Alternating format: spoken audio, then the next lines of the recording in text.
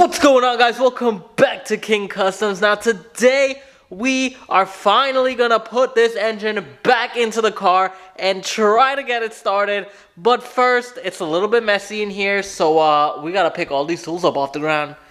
So let's get to it.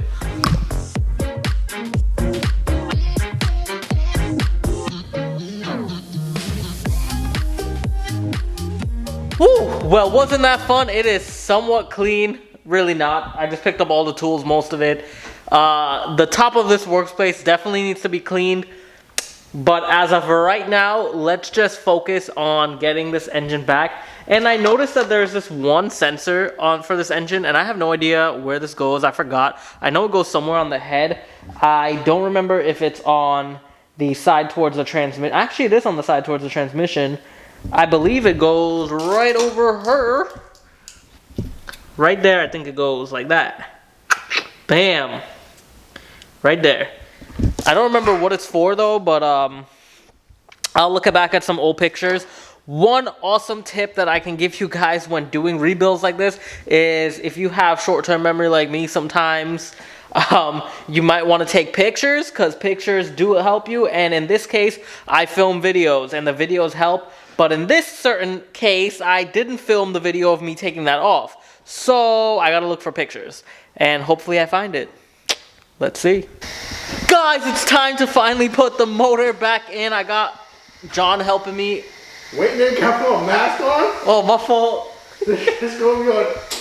You don't have to do it. Oh, you're going to mask. Alrighty, guys, so we are finally gonna put this engine back in.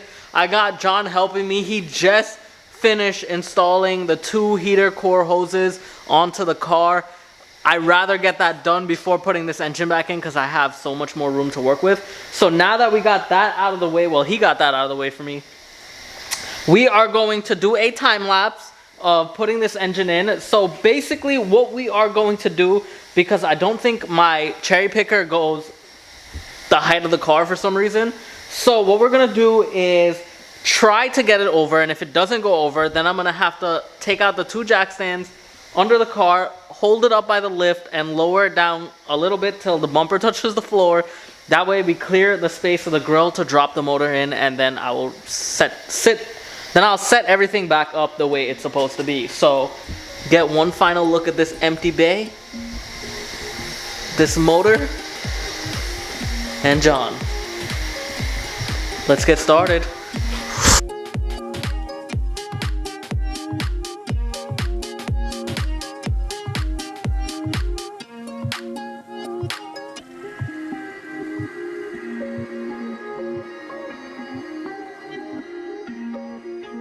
It'll run like this. Ooh, I have something in that. What's this? Well, I think it's on the jack. Let me drop the jack. Oh.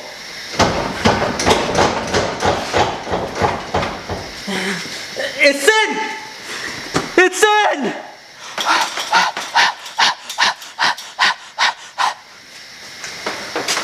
It's in.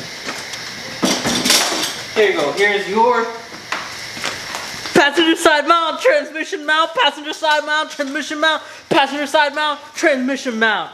Here you go. Holy crap, guys. We finally got the motor back into the car, and that was hectic. It took 2 of us and a lot of maneuvering to finally get it to line up. Now, I had it doing the time lapse on the camera, and for some reason it stopped. So hopefully I got some good footage with the time lapse. And I also had a recording from different angles, so hopefully, and then it stopped again because the memory card got full. So hopefully I got some good footage there as well. John came through, we got it in, and look at that baby now. So I think I'm gonna cut this episode here because I have to release something for y'all. And then I'm going to come back in here and work on putting everything back together and taking my time and getting it in there. And then hopefully we can hear this baby turn on. So with that being said, guys, I hope you enjoyed this quick episode. And I hope that you guys can hit that like button for me for the YouTube algorithm. And if you are not subscribed and you're new to this channel, make sure you subscribe. And I'll see you next time. Peace.